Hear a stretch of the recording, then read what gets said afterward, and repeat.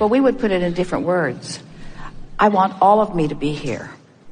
I want all of me to be here. It's not that you don't want to be here. It's you don't want to partially be here. You don't want to be here in diminished form.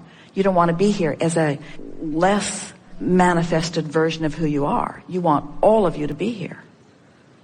Because it's only in those down times that you think that. When you're rocking and rolling, when you're flowing, when you're feeling good, then there's no place that you would rather be. And that's why we speak of that eagerness. We think of these seminars, we've been calling them Art of Allowing. Perhaps we should begin calling them Eagerness Restoration Seminars.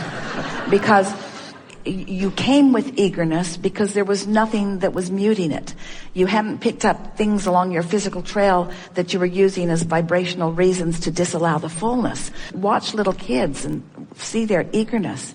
There was a child at the airport who discovered the moving walkway and managed to get on it without his mother noticing.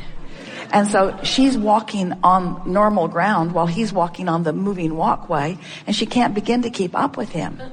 And it's such a metaphor for life in general. In other words, parents can't vibrationally have a hard time keeping up with these noodled ones that are coming. And so in order to level the playing field, most parents and teachers and establishments set out to mute the eagerness as quickly as possible so that they can relate to their children.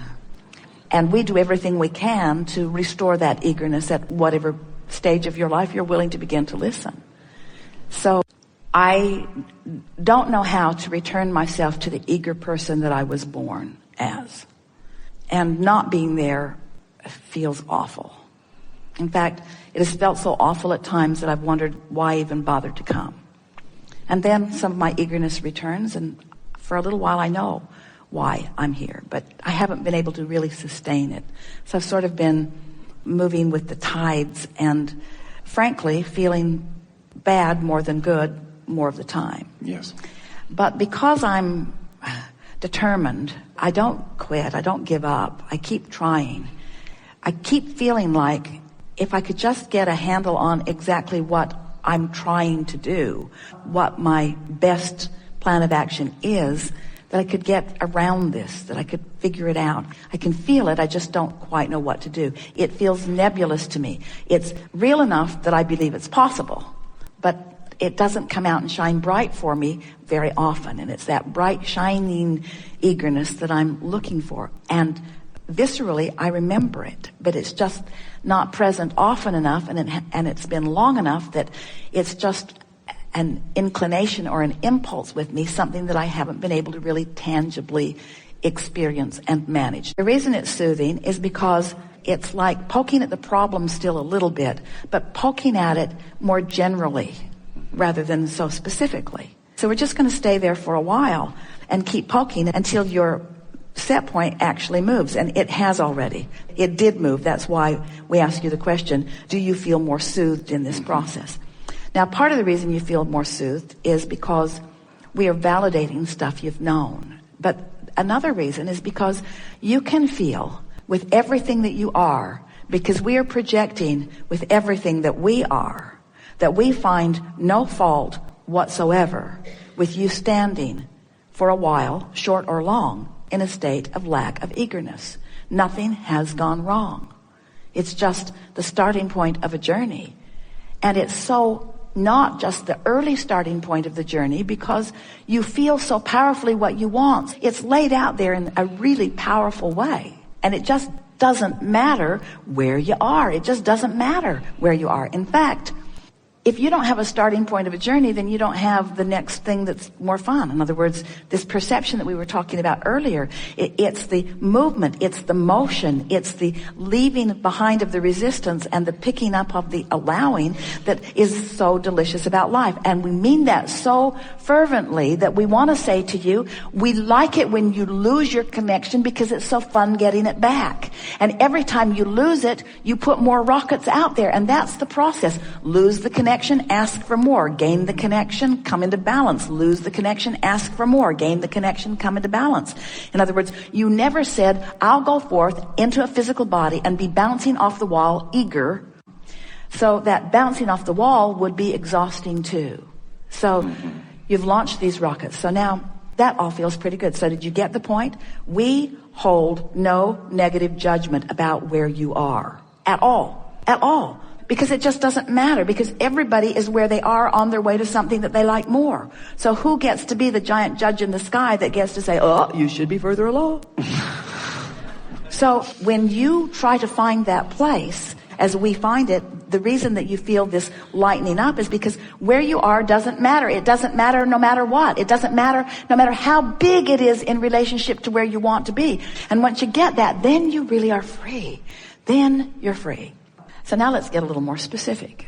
And we can't get specific about all those people that don't have any business, even if you've made them up in your mind, because you didn't make them all up. They were there. You recorded them. You paid attention to them. You watched their reaction to them. The people that you think you might ask for money would have an opinion about why you're asking for money. In other words, you're not making all this stuff up. Mm-hmm. It's just that there's no point in focusing on anything that makes you feel uncomfortable. So you've diffused it a little bit. So now let's get specifically positive.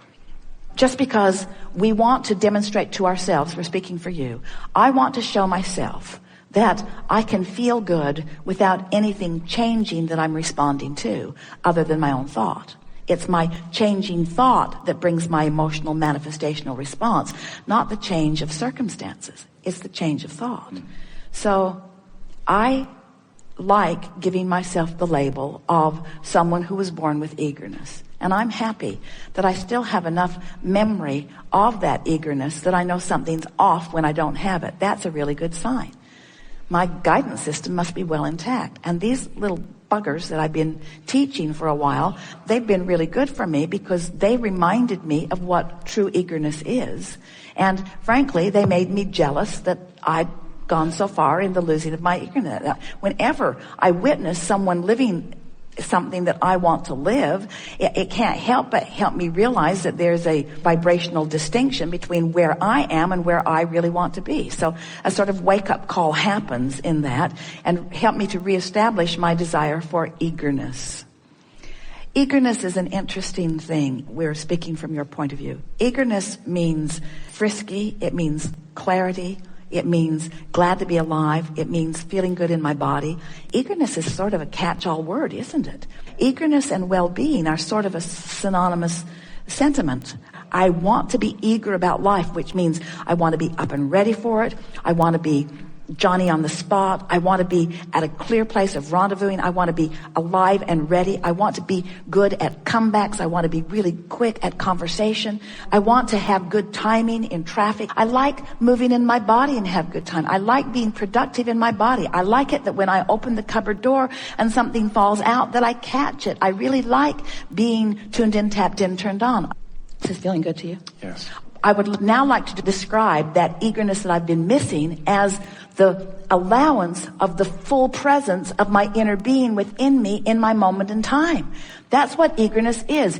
Eagerness is a moment in time when I haven't put myself in a vibrational frequency that disallows the fullness of who I am. So all along what I've been yearning for is to be who I came here to be in more moments of my life experience. And of course, it is completely irrational to believe that I could move through life with all of the diversity that is around me on this planet and maintain a perfect record of perfect vibrational frequency with my inner being. That's not even possible, and it is certainly not something that I came forth ever intending to experience. I didn't say, I'll go forth and just remember that vibration, because if you did, you couldn't interact with anyone. You couldn't have a conversation with anyone. You couldn't watch TV, never watch CNN. You couldn't be even in this world if that was the standard or the goal that you had set. But you didn't set that goal. You didn't say, I'll be non-physical energy in a physical body. If that had been your intention to stay in that high frequency, you would not have directed yourself into this environment where there would be contrast that would give you new desires. So the eagerness that you're looking for is to get your eyes off the floorboard and begin looking toward who you really are or that which you've become. The what isness will always cripple you. It will take you to your knees, because what is never, ever, ever even comes close to who you really are, no matter how good what is. You see? No matter how good what is, there is very little eagerness in what is. It's just not there. What is old news. Eagerness is the new stuff that's coming. That feeling of eagerness, it's recognizing that through life I have become more, that the source part of me is already being it, and knowing that I get to move toward it eternally. That is the definition of eagerness. Understanding that I will always be in any moment in time, whether I'm physical or non-physical focused, because it is the same, although more dramatized in physical. In any moment in time, I will always be less in this moment than I am becoming, and that is the promise of life. Because if you could be all that you are right now, then what?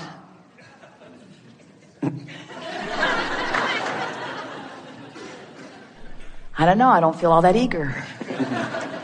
Feel sort of done. Eager is recognizing that you've put something out there and then moving toward it. And nothing is more crippling than letting somebody convince you that you're in a not good place, that there's something wrong with the place you're in. Because there's never anything wrong with the place you're in. And sometimes we think that the worst place you're in any snapshot, the more eagerness is possible. We really want you to feel the relationship between what you're thinking right now and what the source within you is thinking.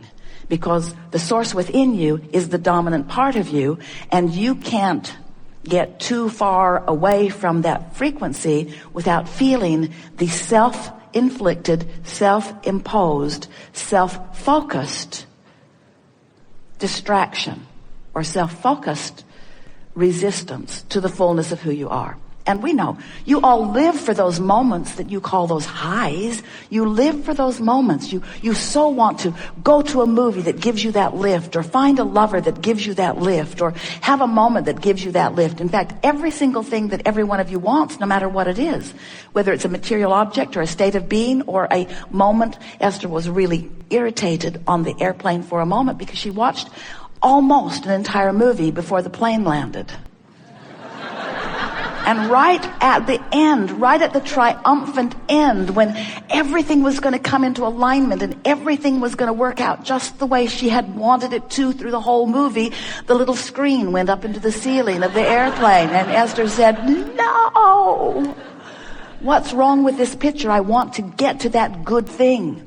And so we want you to realize that everything that you want is because you think you will feel better in the having of it. And that's an emotion that you're having. That's an emotional manifestation. So we think it is accurate to say everything that matters to you is because of the emotional manifestation. And if we can convince you that it's the emotional manifestation that you're going after, then you can be self-empowered in this moment to move yourself into that manifestation even before what you would ordinarily think is your justification for the manifestation of positive emotion has occurred. Once you understand that you're putting out a signal and that signal is being responded to, then it's not hard to figure things out once you begin making the correlation between your signal and what's happening. So how do you make the correlation? How do you translate this vibration into something that's meaningful? You do it in a lot of ways without even knowing you're doing it. You translate vibration, and that's why you see. But most people usually don't think of sight as a vibrational thing, but it is. Easier to hear it about your hearing, isn't it? Translation of vibration. What you smell is a translation of vibration. Your touching is, you're translating, even your tongue is translating vibration. Different food has different vibration, and that's why it tastes different to you. Everything is vibrational. So when you begin to accept that this is a vibrational universe that you are translating, and that your senses translate it, and then you begin to become consciously aware of the most significant translator of vibration that you possess, which is your emotional center, then you begin to understand how things fit together. Before you understand how things fit together, you have to understand what the things are that are fitting together. In other words, what makes the vibration that you call emotion is the positioning or the relationship between the vibration that you are offering from your broader non-physical perspective and the vibration that you're offering because of the thought you're thinking right now. In other words, you are